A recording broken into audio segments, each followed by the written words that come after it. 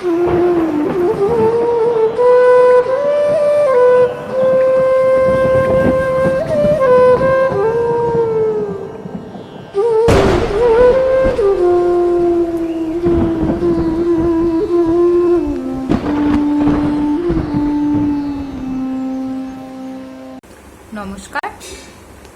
ট্যালেন্টেক্সের দ্বিতীয় পর্বে সকলকে স্বাগত।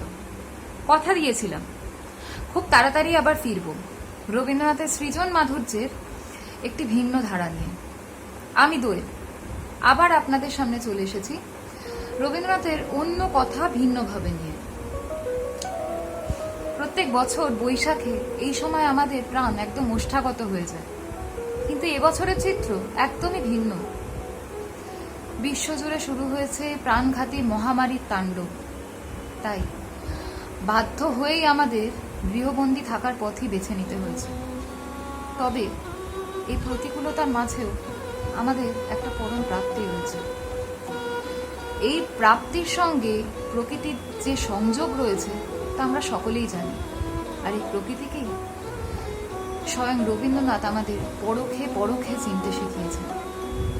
তাই এই প্রাপ্তি যে আমাদের কাছে কতখানি নিবিড় তার বলার অপেক্ষা রাখে না।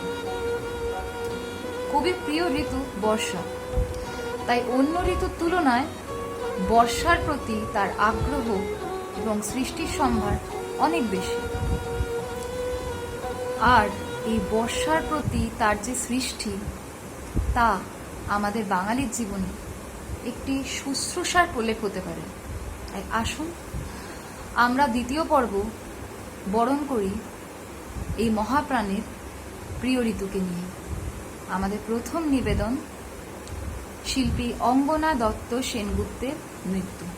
আসুন দেখে নেওয়া যাক।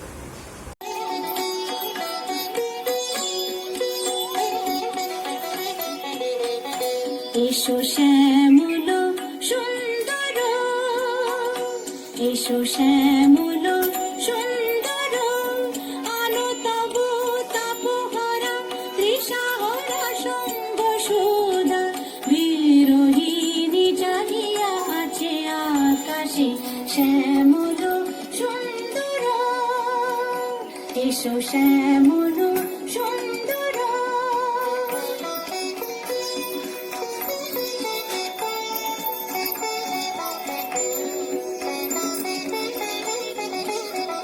সে যে ব্যথিত হৃদয় আছে বিছায়ে, কমল কুঞ্জ পথে সজল ছায়াতে, ব্যথিত হৃদয় আছে বিছায়ে, কমল কুঞ্জ পথে সজল ছায়াতে, নয়নে জাগিছে করুণাগিনী শ্যামল সুন্দর, এসো শ্যামল সুন্দর, আলো তবু তাপহরা তৃষাহরা সঙ্গ সুধা, বিরোহিণী জাগিয়া আছে আকাশে শ্যামল সুন্দর, এসো শ্যামল সুন্দর।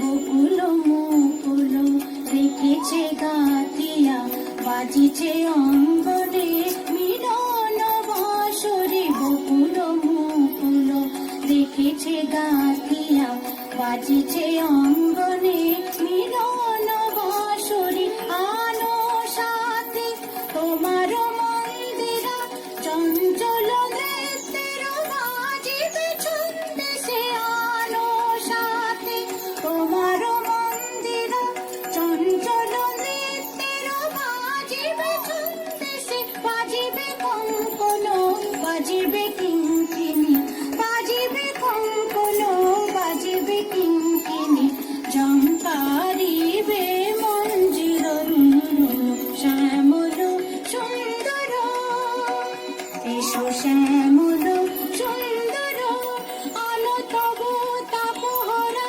তৃষাহরা সঙ্গ সুধা, বিরোহিণী জাগিয়া আছে আকাশে শ্যামল সুন্দর, এসো শ্যামল সুন্দর।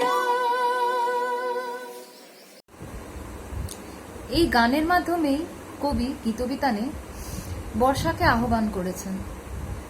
সুরের মূর্ছনায় রৌদ্রতপ্ত প্রখরতা থেকে মুক্তি পেতে বিরোহিনীর কামনার মতন বর্ষাকে পেতে চেয়েছেন কবি। কবির মনোলোক থেকে মেঘপুঞ্জ যখন পূবাকাশে ঝরে পড়েছে, গ্রীষ্মের রুক্ষতা তৃষ্ণাত্মকে ভিজিয়ে শ্যামল ও নীলিমায় পেখম তুলে নৃত্য করেছে, সেই আনন্দে দিকবিদিক মাতোয়ারা হয়েছে, সেই অপূর্ব অনুভূতি স্পর্শ পেতে আসুন আমরা সকলে শুনে নিই ছোট্ট শিল্পী ধৃতির কণ্ঠে আরও একটি গান। হরে রে রে রে রে আমায় ছেড়ে দে রে দে রে, যেমন ছাড়া বনের পাখি মনের আনন্দে রে। হরে রে রে রে রে আমায় ছেড়ে দে রে দে রে, ঘন শ্রাবণ ধারা যেমন বাদন হারা, ঘন শ্রাবণ ধারা যেমন বাদন হারা, বাদল বাতাস যেমন ডাকা আকাশ লুটে ফিরে। হরে রে রে রে রে আমায় ছেড়ে দে রে দে রে, হরে রে রে রে রে আমায় রাখবে তুমি ঘিরে। দাবানলের নাচন যেমন সকল কানন ঘেরে। হরে রে রে রে আমায় ছেড়ে দে রে দে রে, বজ্র যেমন বেগে গর্জে ঝড়ের বেগে, বজ্র যেমন বেগে গর্জে ঝড়ের বেগে, অটো আসা সাগর বেগের বাধার মুখ ছেড়ে। হরে রে রে রে আমায় ছেড়ে দে রে দে রে, যেমন ছাড়া বনের পাখি মনের আনন্দে। হরে রে রে আমায় ছেড়ে দে রে দে রে। বর্ষা যে একজন সংবেদনশীল শিল্পীর মনকে আপ্লুত করবে সেইটাই স্বাভাবিক, কারণ বর্ষা বর্ণগন্ধময়। আমাদের ভারতীয় শাস্ত্রীয় সঙ্গীতে বর্ষাকে মোট 12টি রাগরাগিনীর মাধ্যমে দেখানো হয়েছে, আর রবীন্দ্রনাথের সৃষ্টি তো আমরা তাই নানা ছবি দেখতে পাই। রবীন্দ্রনাথের সৃষ্টিতে বর্ষা বিষয়ক আমাদের কাছে এখন নানান রকম জানা অজানা তথ্য তুলে ধরবে আমাদের পরবর্তী শিল্পী বক্তা সুস্মিতা। রবীন্দ্রনাথ ঠাকুর, যিনি সাহিত্য জগতে বিশ্ববরেণ্য, বাঙালির ঐতিহ্য ও গর্ব, তার প্রিয় ঋতু যখন বর্ষা, তখন বর্ষাকে নিয়ে কবিগুরুর ভাবাবেগ সাহিত্য জগতে বর্ষা প্রেমের ঘনঘটা তো অবিসম্ভাবী। এসো শ্যামল সুন্দর আনো তব তপহারা তৃষাহারা সঙ্গসুধা। কবি এই গানটির মাধ্যমে গ্রীষ্মের সমস্ত তাপদাহকে বৃষ্টি জলে স্নাত করে আহ্বান করেছেন বর্ষাকে। প্রকৃতিপ্রেমিক কবিও চান রুক্ষতা সরিয়ে বসুন্ধরা হোক সবুজে শোভিত। কবিগুরু শান্তিনিকেতনেও পালন করতেন বর্ষা মঙ্গল উৎসব। তপ্ত ধরায় বর্ষার মঙ্গলজনক আশীর্বাদই এই উৎসবের নামকরণের সার্থকতা। রবীন্দ্রনাথ ঠাকুর তার অধিকাংশ কাজেই জননী স্বরূপ প্রকৃতিকে শ্রদ্ধা জানিয়েছেন। বর্ষায় সেই প্রকৃতি মাই যখন সর্বাধিক রূপবতী হয়ে ওঠে, তখন রবি ঠাকুরের ভাবাবেগ তার রচিত সাহিত্য ভাণ্ডারে উপচে পড়া স্বাভাবিকই। এই বর্ষা যে পরিবর্তন স্বরূপ তা রবীন্দ্রনাথের এই গানে প্রকাশ পায়, যেখানে রবীন্দ্রনাথ লিখেছেন, দহন সায়নে তপ্ত ধরণী পড়েছিল বিপাশীর্ত, পাঠালে তাহারে ইন্দ্রলোকের অমৃত বাণীর বার্তা। কবি তার এই প্রিয় ঋতুকে নিয়ে অনেক গানই লিখেছেন, যেখানে বর্ষার ছবি নিখুঁতভাবে প্রস্ফুটিত। এই শব্দ চিত্রণে কিছু শাস্ত্রীয় রাগসমূহ যেমন মিয়াকি মল্লার, মেঘমল্লার দেশ প্রভৃতি সমান্তরালভাবে মিশে আরো ভাবাপ্লুত করে তুলেছে গানগুলিকে। এর সাথে অবশ্য কিছু স্থানীয় সঙ্গীত থেকেও কবি অনুপ্রাণিত হয়েছেন। তবে বর্ষা শুধুই মনোরম নয়, কিছু অন্যরকম ভাবধারাও প্রকাশ পেয়েছে কবির বেশ কিছু রচনায়। আকাশ যখন ধূসর কালো মেঘ ঘনিয়ে আসছে, থমকে গেছে প্রকৃতি, তখন কবির মনেও ঘনিয়ে আসে বিষাদ, কখনো বা বিরহ বেদনায় আচ্ছন্ন। ছায়া ঘনাইছে বনে বনে, গগনে গগনে ডাকে দেয়া, এরকমই একটি গান। গীতাঞ্জলির অন্তর্গত বেশ কিছু কবিতাও এই ভাবনার পরিচয় বাহক। কখনো বা কবির কবিতা গানে ফুটে উঠেছে বর্ষার ধ্বংসাত্মক চিত্র, আর মানবদরদী কবি প্রকৃতির কাছে আবেদন করেছেন সেগুলি থেকে পৃথিবীকে রক্ষা করতে। বজ্র মানিক দিয়ে কাঁথা তোমার মালা, দূরে রাখো ভয়ঙ্করী বন্যা মরণ ডালা। কবি অত্যন্ত সমারোহে যেমন বর্ষাকে স্বাগত জানিয়েছেন, তেমন বর্ষার বিদায় বেলাতে তার মন হয়ে উঠেছে ভারাক্রান্ত। বর্ষাকে বিদায় দিতে তার মন চাইতো না একেবারেই। শ্যামল শোভন শ্রাবণ তুমি নাই বা গেলে, এই লাইনটি তার মনোভাবনার যথাযথ প্রকাশ ঘটিয়েছে। বর্ষা প্রসঙ্গে কবি ঋতুনাট্য যেমন শ্রাবণ গাথা শেষ বর্ষণ উল্লেখের দাবি রাখে। এইভাবে কবির মননে ও ভাবনায় জড়িত বর্ষার প্রকাশ ঘটেছে তার লেখায় লেখায়। এর ফলে বাংলা সাহিত্য যেমন সমৃদ্ধ হয়েছে, তেমন আমরাও এই ঋতুর রূপ রস গন্ধ উপভোগ করতে পেরেছি নতুন মাত্রায়। তার এই সৃষ্টি আপামর পাঠক পাঠিকার হৃদয় চিরকাল অমলিন থেকে যাবে। রবীন্দ্র বর্ণনায় বৃষ্টির আরও একটি ছবি নিয়ে চলুন আমরা দেখে নিই আমাদের পরবর্তী শিল্পী ছোট্ট ইন্দিরার নিবেদন।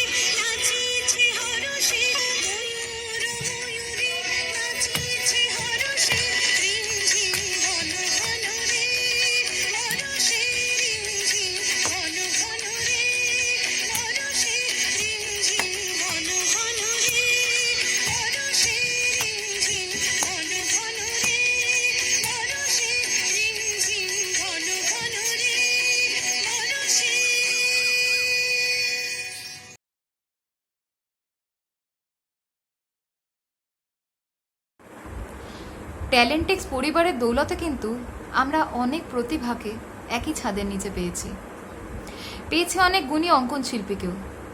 আর তাদেরই মধ্যে একজন হলেন বিদিশা মণ্ডল। অনবদ্য ভাবনা নিয়ে টগর ফুলের কুড়ির মধ্যে ফুটিয়ে তুলেছেন রবীন্দ্রনাথের প্রতিকৃতি। চলুন আসি দেখে নিই।